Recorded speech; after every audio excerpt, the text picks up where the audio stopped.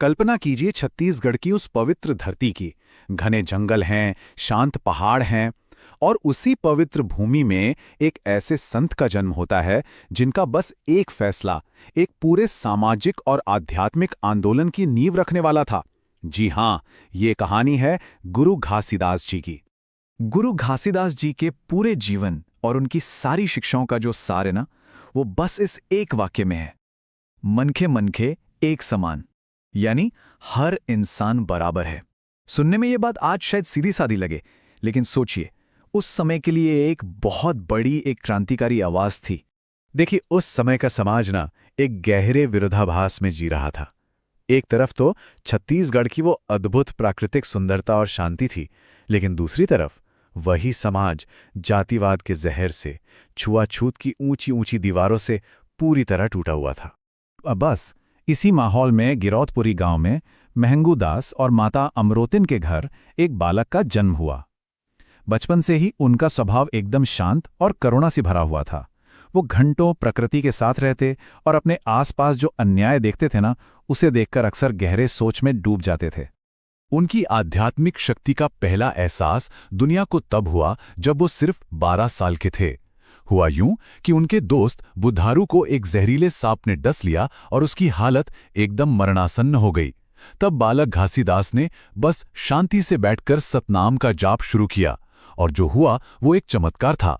बुधारू की सांसें वापस लौट आईं।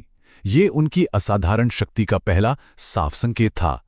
और इसी एक घटना से उनका वो मूल संदेश निकला जो आज भी गूंजता है, सतनाम ही सत्य है। सोचिए, एक ऐसा समाज जो सैकड़ों देवी देवताओं और कर्मकांडों में उलझा हुआ था, उनके लिए यह संदेश कितना सरल, सीधा और क्रांतिकारी रहा होगा। तो जैसे जैसे उनका ये सरल सा संदेश लोगों के दिलों तक पहुंचने लगा, समाज के एक हिस्से में जबरदस्त हलचल शुरू हो गई। देखिए, जब भी पुरानी मान्यताओं को चुनौती मिलती है ना, तो विरोध तो होता ही है। जिन लोगों की दुकान ऊंच नीच की व्यवस्था पर चल रही थी, उन्हें डर लगने लगा। वो आपस में बातें करते, ये आदमी तो समाज को ही बदल देगा, हमारी परंपराएं खत्म हो जाएंगी। और देखते ही देखते उनके खिलाफ विरोध का माहौल बनने लगा। और यहीं से कहानी एक बहुत ही निर्णायक मोड़ पर आती है। ये संघर्ष अब सिर्फ बाहरी नहीं था, बल्कि उनके खुद के अंदर एक मंथन चल रहा था। एक ऐसा पल जिसका नतीजा दुनिया को बदलने वाला था। एक रात बिल्कुल शांत माहौल में उन्होंने खुद से एक बहुत बड़ा सवाल पूछा, क्या एक ही जगह पर रहकर, अपने लोगों के बीच रहकर, इस पूरे सड़े गले सिस्टम को बदला जा सकता है? ये उनके मिशन के सामने खड़ा सबसे बड़ा सवाल था। और चारों तरफ बस गहरा सन्नाटा था, सिर्फ उनके मन के अंदर चल रहे सवालों की गूंज। ये वो सन्नाटा था जो किसी बड़े तूफान से पहले आता है। और फिर उसी गहरे सन्नाटे से एक आवाज आई उनके अपने ही भीतर से। जवाब था, नहीं, अगर बदलाव बड़ा लाना है तो तुम्हें आगे बढ़ना ही होगा, अपनी सीमाओं से बाहर निकलना ही होगा। और फिर उन्होंने वो फैसला लिया जो इतिहास बन गया। उन्होंने अपनी जन्मभूमि गिरौदपुरी को हमेशा के लिए छोड़ने का फैसला कर लिया। ये वो जगह थी जहां वो पैदा हुए, लेकिन उनका कर्तव्य उस जगह से कहीं ज्यादा बड़ा था। आंखों में आंसू थे, पर दिल में एक चट्टान जैसा संकल्प लिए उन्होंने उस मिट्टी को प्रणाम किया और एक महान उद्देश्य के लिए अपना सब कुछ त्याग दिया। इस फैसले के बाद शुरू हुई एक बहुत ही कठिन यात्रा, जिसका मकसद किसी एक गांव को नहीं, बल्कि पूरी मानवता को एक नया रास्ता दिखाना था। ये सफर बिल्कुल भी आसान नहीं था। घने जंगल, कांटों से भरे रास्ते, उफनती नदियां और ऊंचे पहाड़। लेकिन वो बस चलते रहे, क्योंकि उनका लक्ष्य एकदम साफ था, हर एक इंसान तक सतनाम का संदेश पहुंचाना। और एक लंबी, थका देने वाली यात्रा के बाद आखिरकार वो एक नई जगह पहुंचे, जिसका नाम था भंडारपुरी धाम। ये उनके मिशन का अगला पड़ाव था, एक नई शुरुआत। भंडारपुरी में उन्होंने वो कर दिखाया जिसका सपना वो हमेशा से देखते थे।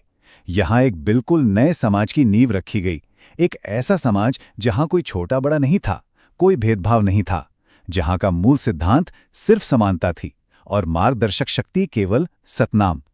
लोग अपनी पुरानी बुराइयों को, नशे को छोड़कर सच के रास्ते पर चलने लगे। तो अब वो सबसे बड़ा सवाल फिर से सामने आता है, आखिर उन्होंने अपनी इतनी प्यारी जन्मभूमि को छोड़ा ही क्यों? इसका जवाब उनकी महानता का असली प्रमाण है। उन्होंने गिरौदपुरी इसलिए नहीं छोड़ा कि उन्हें वो जगह पसंद नहीं थी। अरे वो तो उनकी जन्मभूमि थी, उनकी कर्मभूमि थी। उससे ज्यादा प्रिय उनके लिए क्या हो सकता था। उन्होंने उस जगह को इसलिए छोड़ा क्योंकि वो अपने संदेश को, अपने मिशन को सिर्फ एक गांव या एक क्षेत्र की सीमाओं में बांधकर नहीं रखना चाहते थे। उनका लक्ष्य बहुत बड़ा था। वो किसी एक जगह के संत नहीं बल्कि पूरे समाज के मार्गदर्शक बनना चाहते थे। उनका असली लक्ष्य था पूरे के पूरे समाज को बदलना। तो अब आप उनकी रणनीति को समझिए। गिरौदपुरी वो जमीन थी जहां विचार का बीज बोया गया, ये उनकी शुरुआत थी। और भंडारपुरी वो खेत बना जहां उस बीज से एक विशाल आंदोलन का पेड़ खड़ा हुआ, ये उनका विस्तार था। और अंत में गुरु घासीदास जी का जीवन हमें यही सबसे बड़ा संदेश देता है कि अगर सच्चाई को दूर दूर तक फैलाना है, अगर किसी बड़े मकसद को पूरा करना है, तो कभी-कभी अपनी सबसे प्यारी चीज को, अपने सबसे प्रिय स्थान को भी त्यागना पड़ता है। उनका जीवन इसी महान त्याग और संकल्प की कहानी है। जय सतनाम।